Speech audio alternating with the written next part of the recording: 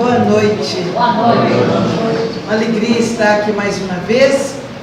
E eu estava ali em prece, pensando a importância desta semana para nós. Primeiro, Semana Espírita. Muitos ainda, deixa eu ver de um jeito que facilita, né?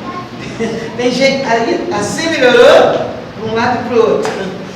Mas há muitos que veem a Semana Espírita apenas como um evento programado no calendário de atividades da casa. Mas a Semana Espírita, ela tem um papel de extrema importância para todos nós e para o movimento espírita em geral. Primeiro, porque ao programarmos a Semana Espírita, nós somos envolvidos pelo plano espiritual que nos conduz na escolha do tema, na escolha das pessoas que vão conduzir o estudo, na escolha das pessoas que vão cantar e preparar o ambiente, e o envolvimento através dos temas com criaturas encarnadas e desencarnadas que passam por processos de desarmonia íntima, de equívocos, de processos depressivos, de pensamentos voltados, por exemplo, para o autocídio. Tudo isso é feito um envolvimento tal que o nosso trabalho na Semana Espírita se estende muito além do que nós poderíamos pensar que seria apenas uma programação do grupo, da cidade, do movimento. É todo um processo de trabalho, de esclarecimento e até de cura da alma. Nós vamos ver numa Semana Espírita, além de todo esse envolvimento preparatório, de esclarecimento, de alívio, nós vamos ver a divulgação da doutrina para além das paredes da casa espírita. Porque os que não são espíritas, os que são simpáticos, mas que não chegam perto para ver ou conhecer, chama a atenção deles o fato da perseverança nossa, de estarmos presentes naquelas semanas, né? Eles observam a seriedade com que é feito, a simplicidade com que se desenvolve, e isso divulga a doutrina de uma forma natural, de uma forma mais consistente, que adentra o coração das pessoas. Então, participar de uma Semana Espírita não é um ato simplesmente, eu vou porque senão eles vão ver que eu não fui e vou chamar a atenção. Isso seria muito pequeno para nós outros. Participar de uma Semana Espírita é compromisso, é responsabilidade. Quando eu vi Lívia sair de Belo Horizonte para vir cantar 2 músicas, depois com muito esforço abriram para 3, uma pessoa que tem compromissos, ela fala, puxa vida, ela abriu o coração, o seu tempo, para sair de Belo Horizonte. Na estrada houve um problema de um acidente, ficou ali o trânsito parado muito tempo, ela chegou, praticamente deu tempo dela tomar um banho, um café e estar aqui, mas é visível. Então, nós não podemos ver uma pessoa que fez isso apenas como uma cantora que veio nos agradar os ouvidos. Nós temos que ver nisso um espírito comprometido com o bem, o espírito comprometido com o trabalho e com a paz, que não mediu esforço para estar aqui. E se ela foi capaz de fazer isso, a nós outros é pedido tão pouco. Tomar um banho, deixar de ver a novela, sei lá, um repórter, sei lá, um outro programa, vestir uma roupa e vir até aqui. Mas a gente não vem apenas para ouvi-la. A gente não vem apenas para ouvir Zelma e os outros que vão falar, a gente vem para trabalhar também. Porque enquanto estamos aqui, encantados com o que estamos ouvindo, os espíritos nobres retiram de nós o material possível, o material bom que nós pudermos oferecer, material fluídico, material vibratório, e vai levar socorro onde se faz necessário. Vai levar socorro no plano, em algum hospital, em algum local, nos lares, onde pessoas às vezes impossibilitadas de caminhar, de andar, estão passando por processos de sofrimento. Pessoas que estão envolvidas em processo de perturbação mental, emocional. Enquanto aqui estamos aparentemente cumprindo um compromisso socioespírita, que às vezes parece que é isso, nós verdadeiramente estamos contribuindo, porque a gente desliga das outras coisas e começa a prestar atenção na música, na fala, e com esse desligamento da razão de coisas do dia a dia lá fora, nós liberamos o material possível, necessário para socorrer muitas pessoas. Material que acalma pessoas que estão agitadas, material que desperta pessoas que estão vivendo momentos depressivos, material que eleva, renova a proposta de vida de pessoas que estavam achando que a vida não é muito boa, não vale a pena. Então estamos aqui reunidos, todos, por sintonia, e junto com a sintonia, um trabalho de fraternidade. Então, uma semana espírita não é qualquer coisa. Uma semana espírita exige de nós uma disponibilidade para o bem, uma boa vontade para com a casa, para com os encarnados e para com os espíritos nobres que administram o evento. Então é importante que a gente pense nisso, para que nós comecemos a entender que na Semana Espírita é preciso fazer um esforço um pouquinho maior e sair de casa e vir, não só para não ser chamada a atenção pelos dirigentes da casa, mas muito mais do que isso, para a gente, por compromisso, que a gente possa vir e oferecer o que tiver de melhor. Então cá estamos nós, num dia como o de hoje, dedicado a Francisco de Assis, ontem dedicado a Kardec, e nós ficamos numa semana abençoada, envolvidos com lembranças amorosas e cheias de gratidão a Kardec, lembranças e gratidão pelo exemplo amoroso, pelo trabalho que ele fez de asepsia da terra.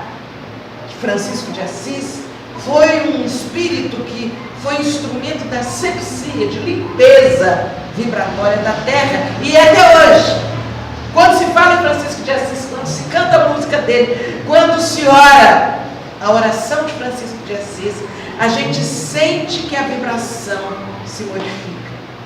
E aí, dentro disso, é uma proposta que eu tomei para mim essa semana, uma proposta em que eu busco, dentro da emoção desta semana, lembrar a cada um de nós a nossa responsabilidade, o nosso compromisso com o nosso país nesta semana tão importante, nesta semana que antecede um momento em que nós vamos optar por aquele que vai liderar o nosso caminho por mais um período. E quando eu estou aqui falando, não estou falando em partido, nada disso não tem nada a ver. Mas eu estou falando na nossa responsabilidade. Em que sentido? Em vez de gastarmos nossa energia brigando, discutindo, falando mal, questionando, que nós gastemos essa energia abençoada que todos temos, essa energia filtrada que todos temos, em favor da paz na terra. Quando nós lembramos do livro Brasil, Coração do Mundo, Pátria do Evangelho, em que nós vemos a ação interligada dos espíritos com os encarnados em todas as decisões históricas do país. Quando a gente lembra, é uma das passagens que mais me comove, aquela passagem que a princesa Isabel primeiro teve dúvida, não queria, não vou, e aceitou. E quando ela aceita reger o país por um período, vem para ela a oportunidade abençoada de assinar a lei de libertação dos escravos. E ela, naquele momento, ela titubeia, porque era uma decisão muito séria e muito profunda. E aí o livro descreve a aproximação amorosa do espírito Tiradentes. E o espírito Tiradentes, delicadamente, amorosamente, pousa a mão dele sobre a mão da princesa Isabel. Aí eu falo assim, será que ela psicografou a assinatura dela? Né? Porque naquele momento em que ele pousa a mão dele na mão de princesa Isabel, ela levemente assina a lei que liberta os escravos. Então, naquele livro nós vamos ver o entrelaçamento de ações do plano espiritual com o plano físico, com o plano dos encarnados. E aí é que eu tenho, onde vou, nesta semana, eu tenho falado da nossa responsabilidade. Nesse momento nos cabe um papel de responsabilidade, de contribuirmos para que espíritos nobres e encarnados assumam o papel que eles têm que assumir. Que eles façam aquilo que têm que fazer, para que o projeto evolução, o projeto de paz, o projeto de crescimento de toda a humanidade possa se concretizar. Nós não estamos encarnados agora no Brasil por simples passatempo de Deus. Esse vai, esse não vai. Como é que tem aquela brincadeira, né? Esse fica, esse vai. Fica, esse vai. Ah, não. Deus estava brincando e resolveu. Esse vai para País, esse vai para Artes, esse vai para Recife. Não, Deus não brincou. Estamos todos encarnados agora num processo da lei dos compromissos. A doutrina espírita nos diz que tudo tem uma razão de ser e que nada acontece sem a permissão de Deus. Então, estar aqui em País, Recife, Belo Horizonte, onde estiver, há um compromisso e uma razão. Dentro de cada um de nós, na história individual de cada um de nós, há um motivo para estarmos reencarnados aqui ou ali, neste período. Porque nós poderíamos ter reencarnado num período mais leve, bem antes de todos esses acontecimentos, ou então, quem sabe, bem depois desses acontecimentos.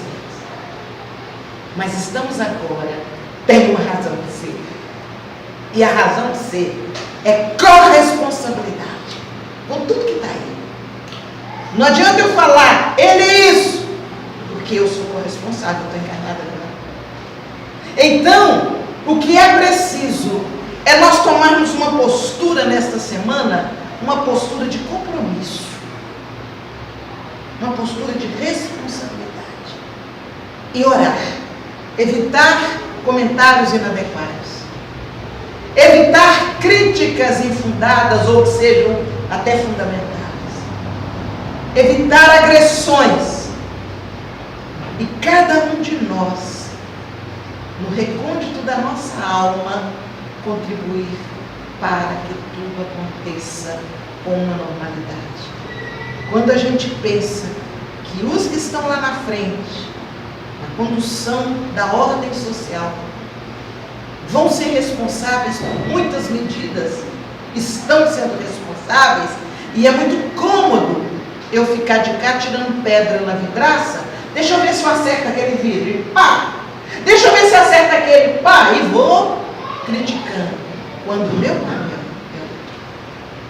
meu papel é oferecer contribuição energética, mental, amorosa, fraterna, para que os espíritos que administram o país, para que os encarnados que estão à frente de todo o processo, eles sejam sintonizados, igual a princesa Isabel, que eles estejam num processo de comunhão com os espíritos que conduzem, para que tudo possa correr dentro do programa.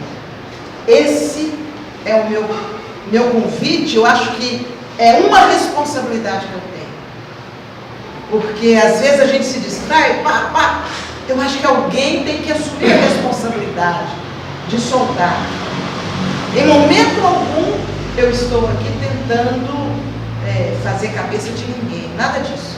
Eu estou aqui convidando cada um a assumir a sua responsabilidade individual, o seu compromisso, para que nós tenhamos a tranquilidade. Bom, deu isso, deu aquilo, mas eu tranquilamente contribuí com minhas preces, com minhas vibrações, com meu amor, para que a harmonia se desse no universo. Fica aí a minha fala. Eu estou falando isso essa semana, a semana inteirinha, tá? Não estou falando aqui por nada, estou falando isso mesmo, por compromisso, por responsabilidade. Coloquei na minha página social alguma coisa a respeito disso, né? Porque eu acho que é responsabilidade nossa. Ajudar as pessoas a pensarem o que precisa ser pensado. E vamos falar na fé. A fé é algo tão importante, mas tão importante na nossa vida, que é a fé que praticamente movimenta o progresso da terra. Quando aquele que trabalha no campo, ele olha o campo que está cheio de mato, e ele diz: eu vou limpar, eu vou semear, eu vou colher. Ele está sendo movimentado internamente por um processo de fé. Mas esse processo de fé, que faz com que ele acredite que aquele campo vai lhe dar retorno, tem também o conhecimento da terra, o conhecimento do tempo, da região, dos recursos. Então, a fé movimenta praticamente todo o universo.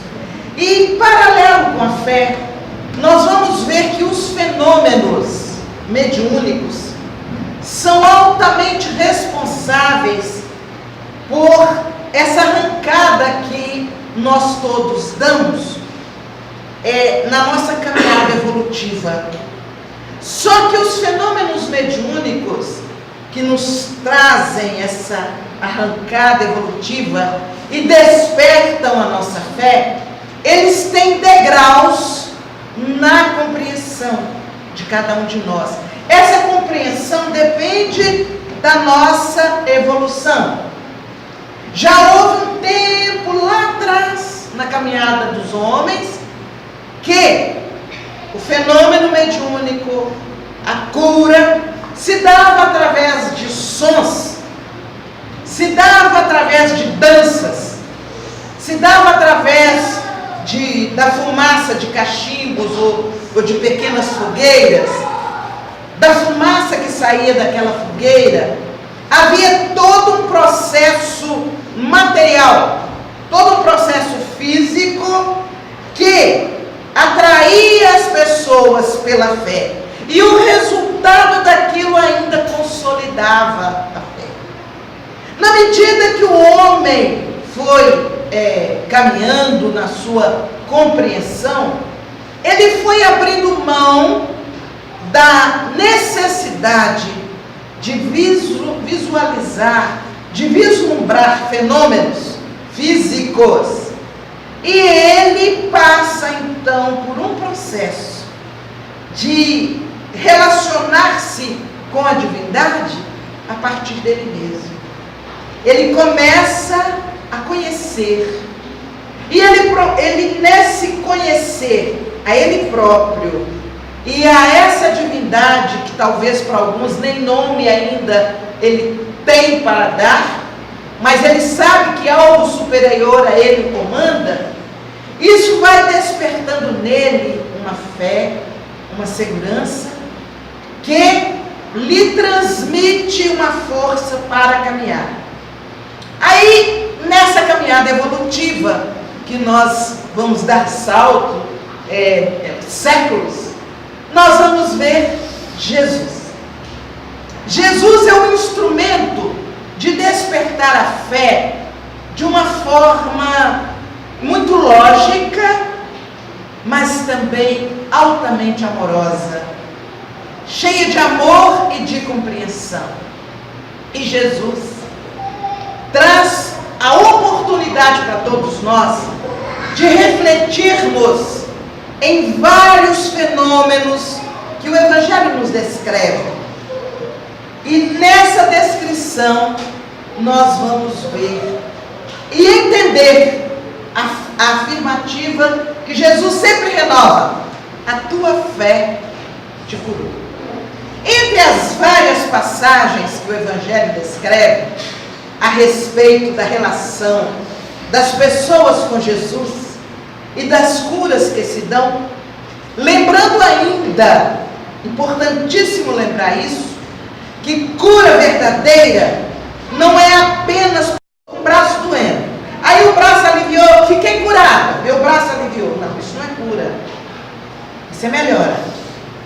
A cura verdadeira, na definição dos espíritos nobres, ela se dá quando há uma transformação em nós nas três condições: corpo físico, perispírito e espírito. A sua mente suaviza. Você perde um pouco da agressividade.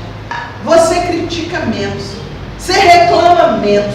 Você fala menos mal das pessoas. Você agride menos.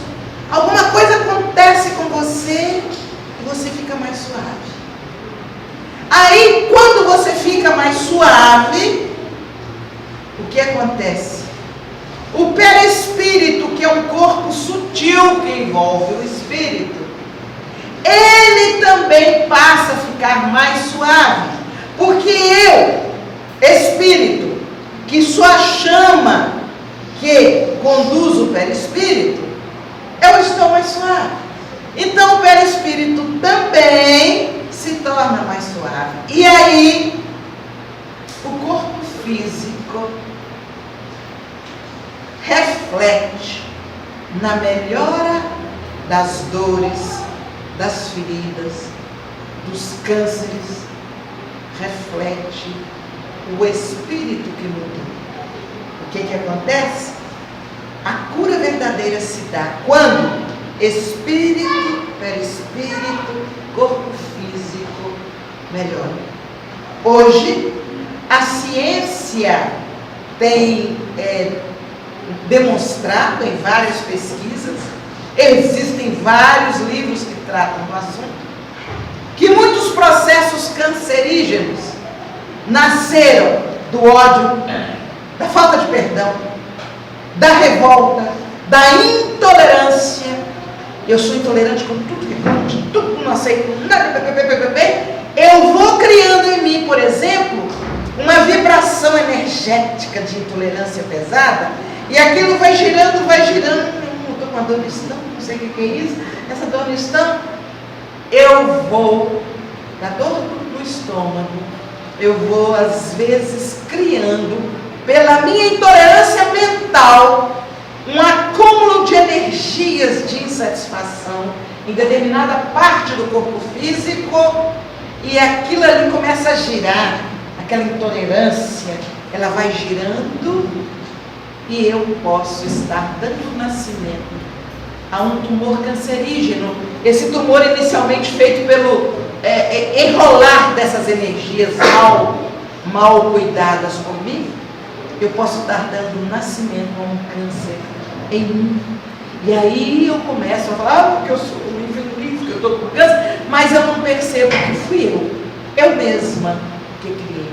Isso não são palavras minhas. Se vocês forem pesquisar, vocês vão ver que é a ciência que está falando isso hoje para nós. Então, o que a doutrina já nos mostrava, e o que Jesus mostrava ao contrário, em vez de ele falar, olha, vai acontecer isso, ele nos incentivava a perdoar, a tolerar, a amar, etc. Ele estava tentando tirar de nós essa viciação mental que gera coisas ruins em nosso corpo físico. Então, quando eu mudo o pensamento, o Espírito muda o pensamento, ele passa a ser mais alegre, ele não fica guardando raiva, mágoa, rancor, ele passa a ser mais tolerante, ainda que tem que fazer um esforço para ser tolerante, que ninguém vai virar isso de uma hora para outra só com um estalar de dedos, isso demanda esforço, né? Então, o que acontece? Na medida que eu mudo o meu comportamento, eu vou refletir no perispírito e no corpo físico esse meu bem-estar espiritual. E aí, eu estou me curando de verdade. Porque é a melhoria dos 3 corpos, espírito, perispírito e corpo físico. Então, vamos nós passear pelo Evangelho rapidinho, numa das passagens que me chama mais atenção, porque ela traz uma série de situações que são possíveis a cada um de nós. João, o evangelista, traz no capítulo 5 a história daquele paralítico que tinha 38 anos, 28 é pouco, 38 anos, gente, é muito tempo. Imaginem vocês mais jovens que estão aqui, que estão beirando 38 anos, quanta coisa vocês já viveram? Quantas coisas vocês já fizeram? Quantas coisas boas, positivas, e às vezes algumas não muito boas, a gente fez nesses 38 anos. É muito tempo. Aquela criatura tinha 38 anos, paralítica, que estava naquele alpendre, era um alpendre na entrada da cidade, um varandão, onde ficavam paralíticos. Mas por que eles ficavam ali? Narra o Evangelho que do lado de dentro desse varandão havia um poço. Esse poço, de quando em quando, a água que ali estava, ela tremia. E aí a tradição correu entre as pessoas dizendo que quando a água daquele local, daquele poço tremesse, o primeiro que mergulhasse naquele poço ficaria curado.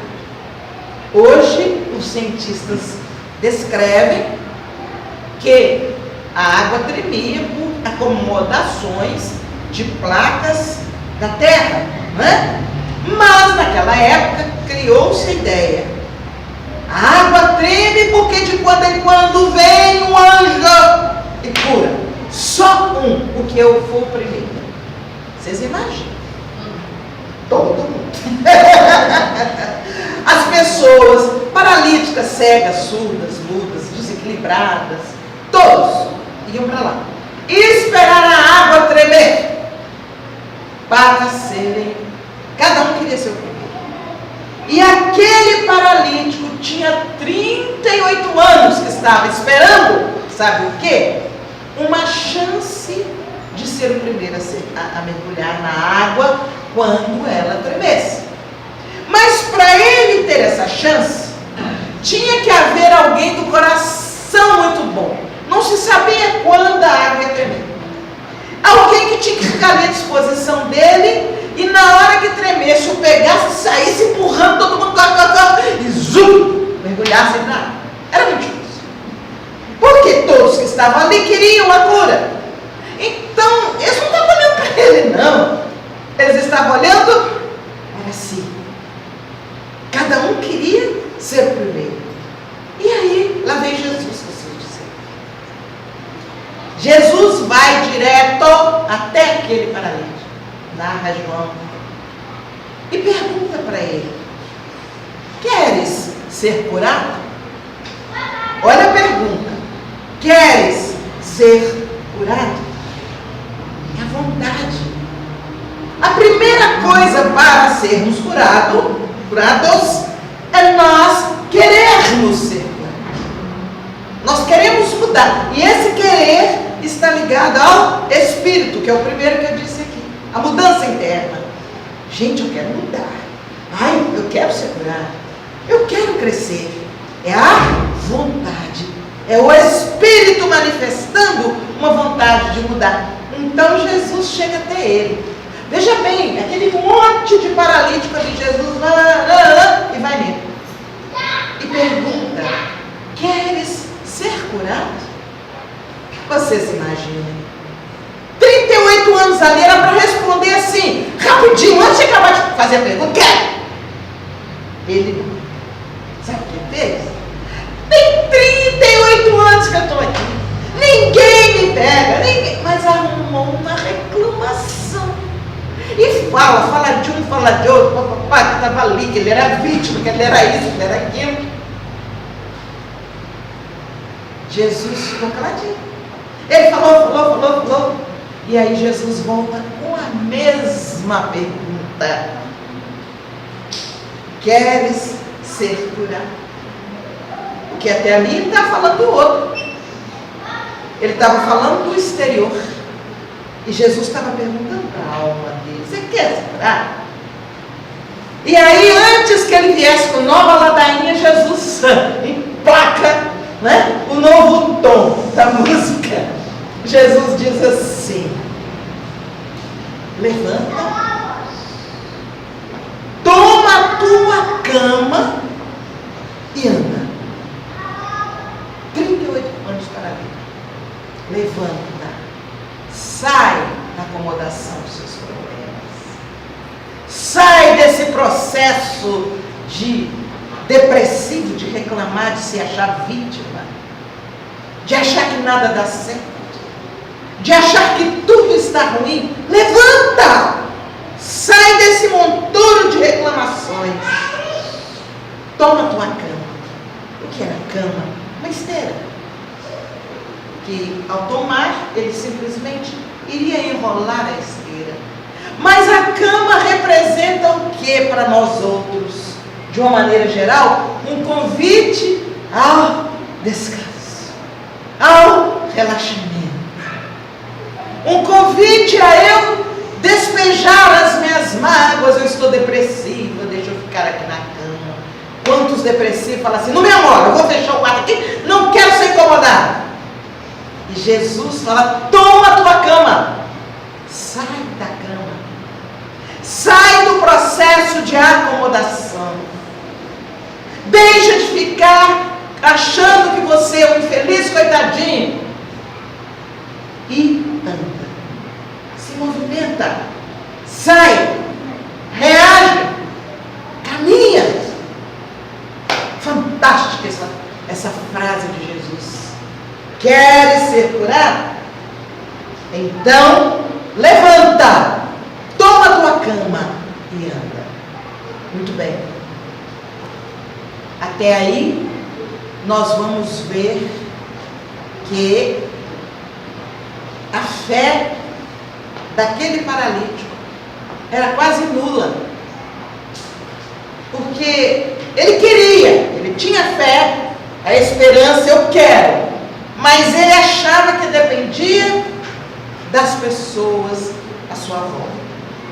E aí, João vai descrevendo, depois, quando vocês tiverem um tempinho, leiam lá, João 5, até que ele vai, o ex-paralítico, vai para a sua cama enrolado, ou seja, a sua esteira, e vai até a sinagoga. Era um dia de sábado.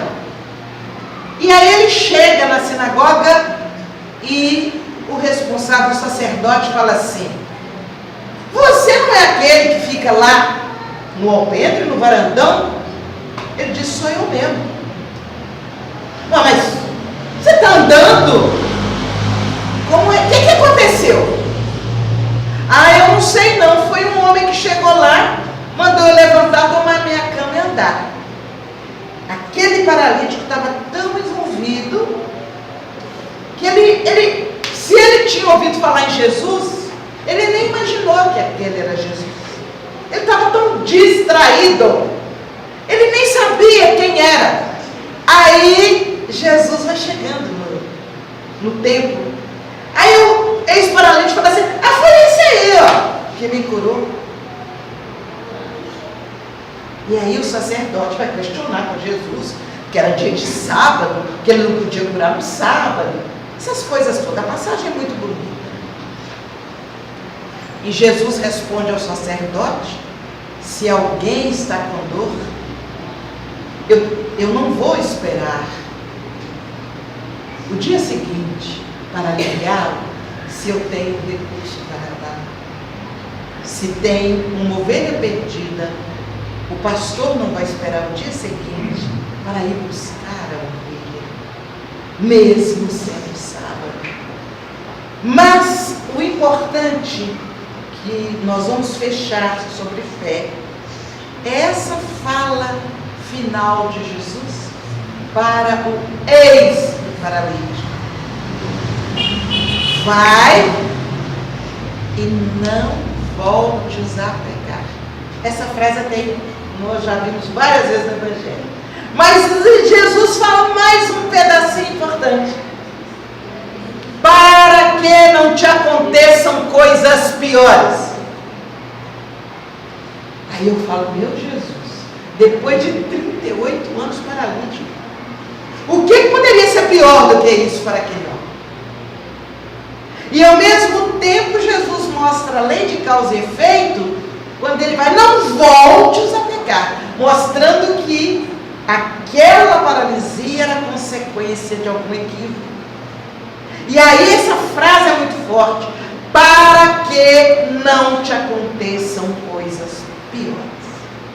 Então, na nossa reflexão a respeito da fé, nós vamos entender por que muitas vezes acontecem reincidências em algumas doenças nossas. A gente trata, daí a pouco volta. Quando a gente trata mais assim no plano espiritual, com passes, e mesmo no plano físico, com remédio, daí a pouco aquilo volta. É porque tudo está altamente ligado à lei de causa e efeito. E a nossa fé, ela há de ser tão forte que, ao passarmos por um processo de mudança, de melhoria, de modificação, esta fé tem que consolidar a nossa decisão de não repetir os equívocos do passado. Esse é o ponto-chave.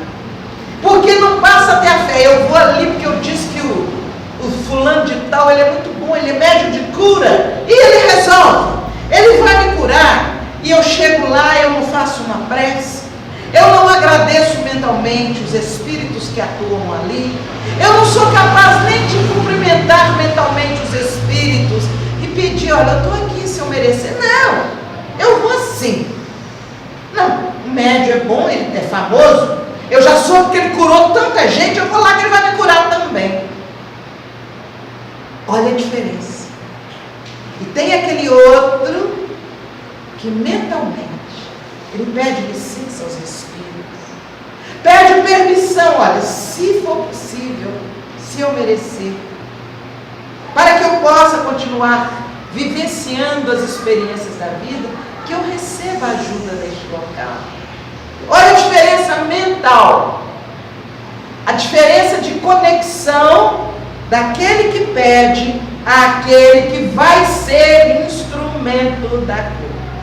E quando eu vou lá, eu vou de qualquer jeito, chego lá e não recebo alívio, eu saio falando: que nada, isso tudo é um povo, aquele médico, e nada não, eu fui lá, não aconteceu nada comigo, melhorei. Isso aí é onda desse povo, ele é um charlatão. Mas eu não percebo que faltou em mim a condução da fé verdadeira. Então, nessa pequena passagem que a gente trouxe aqui, e eu estou falando realmente menos, porque nós queremos ouvir a Lívia mais um pouquinho. Nessa passagem que a gente trouxe aqui, fica para nós outros a importância da fé, não essa fé física, mecânica, em que eu vou prometer trazer, eu vou matar um porquinho lá e vou trazer o porquinho aqui, e eu quero em troca ficar boa. Eu não compro a minha vida. Eu vou trazer uma torta aqui para o médium, porque aí ele vai reforçar o trabalho em meu favor e eu vou sair daqui curada. Não é assim. Não há uma troca material. É preciso que essa fé interna, que a doutrina espírita nos fala, a fé que encara frente a frente a razão, ou seja, a razão me questiona e eu questiono a razão e eu tenho resposta lógica.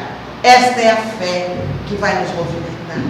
Eu quero curar por quê? Uma pergunta, por exemplo, a razão. Eu quero ficar curada para quê? Para eu sair para dançar? Para eu sair para namorar? Para eu sair... Não, eu quero me curar.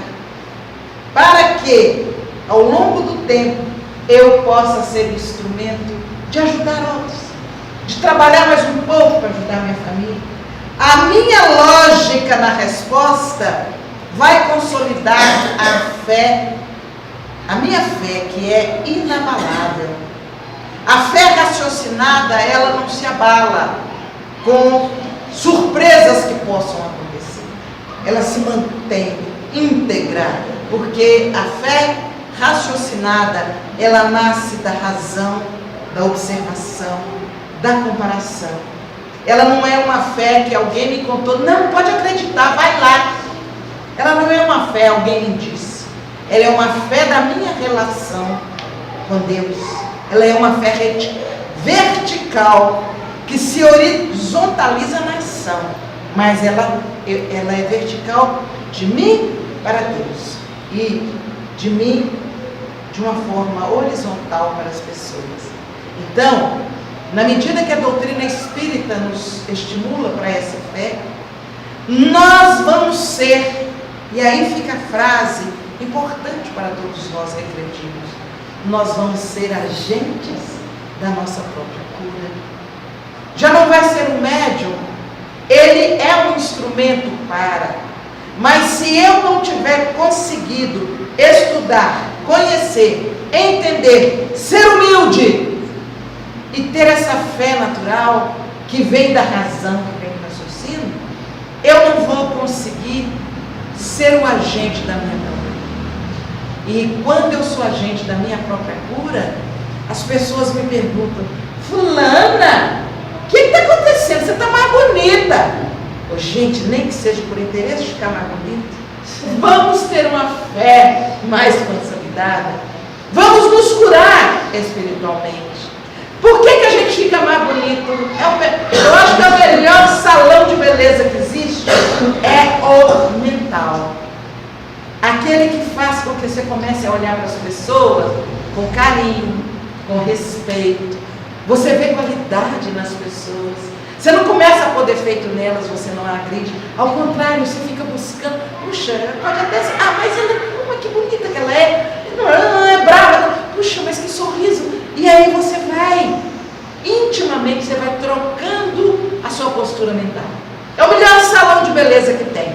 Quando você muda essa postura interna, você projeta no seu corpo físico, na sua fisionomia, uma beleza que irradia. E essa beleza que irradia, quando você assusta, está você se cuidando mais. Deixa eu fazer assim, você joga o cabelo para cá, você joga o cabelo para lá, e tal, e tal. O que acontece? Você fica verdadeiramente mais bonito. Então, podem acreditar em mim e comecem a criar dentro de vocês esse salão de beleza que não se desfaz. E nem precisa de dinheiro para nós nos embelezarmos. Precisa apenas dessa vontade, desse querer, que Jesus diz: queres ser curado? Eu tenho certeza que todos nós queremos ficar mais bonitos, mais suaves, num ambiente de mais fraternidade, de mais amor. Quem é que quer ficar num ambiente onde todo mundo brinca e reclama? Ninguém. Então, para que isso aconteça, mudemos internamente.